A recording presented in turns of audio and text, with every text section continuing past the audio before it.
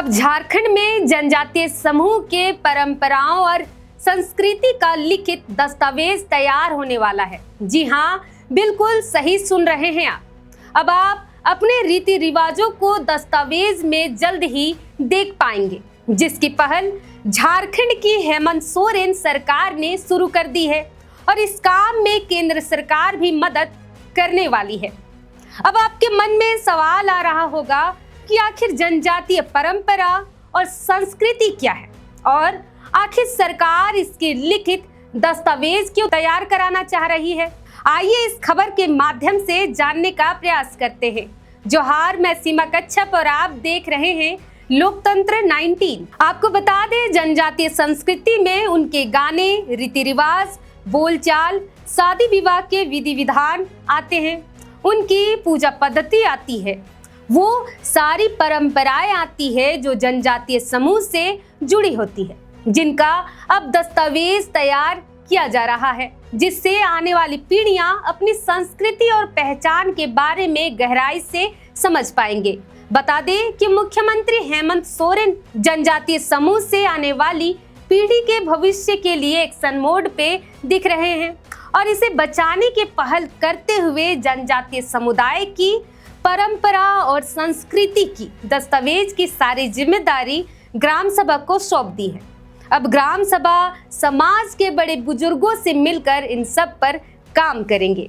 दरअसल हम सबने ही देखा होगा कि कैसे हमारे शादी विवाह पूजा पद्धति के समय कोई ना कोई बड़े बुजुर्ग पूरी विधि विधान के बारे में बताते हैं और उन्हीं के बताए गए तरीके से ही हम सब प्रक्रिया को पूरी करते हैं। लेकिन अब इसे ही बचाए रखने के लिए यह दस्तावेजीकरण अपनाया जा रहा है ताकि भविष्य में यह काम आ सके। और आपने भी देखा होगा कि कैसे सभी धर्मों के अलग अलग कई सारे दस्तावेज मिलते हैं, लेकिन जनजातीय समूह का कोई दस्तावेज नहीं होने के कारण कहीं न कहीं आज ये लोग अपने रीति रिवाजों को छोड़ दूसरे धर्मों के रीति रिवाज का पालन कर रहे हैं, जिससे ये अपने ही समाज से जुड़ नहीं पाते हैं।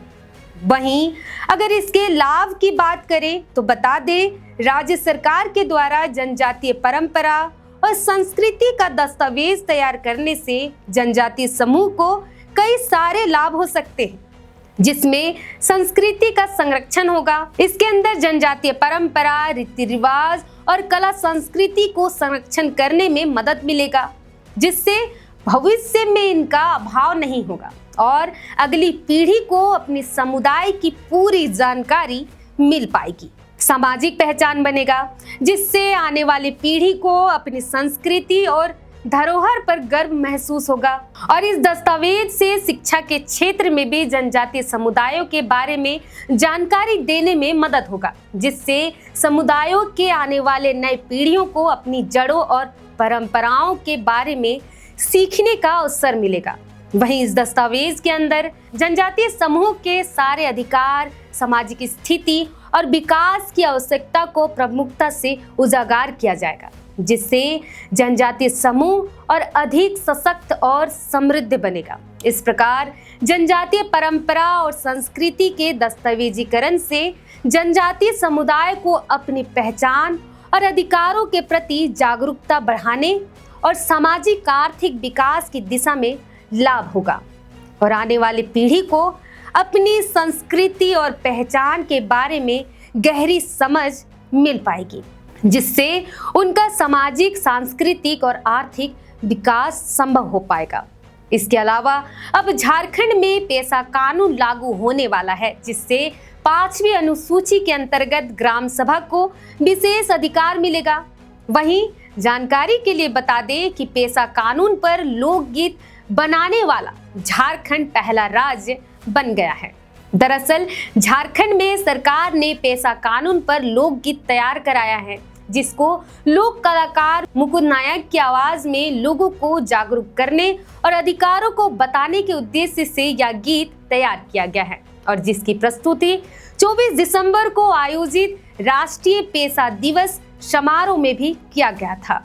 वहीं अब झारखंड में सरकार के द्वारा जनजातीय परंपरा और रीति रिवाजों का दस्तावेजीकरण कराने के बाद क्या सही मायने में यहाँ के जनजातीय समूह को सही पहचान और लाभ मिल पाएगा? आपका इस पर क्या कहना है?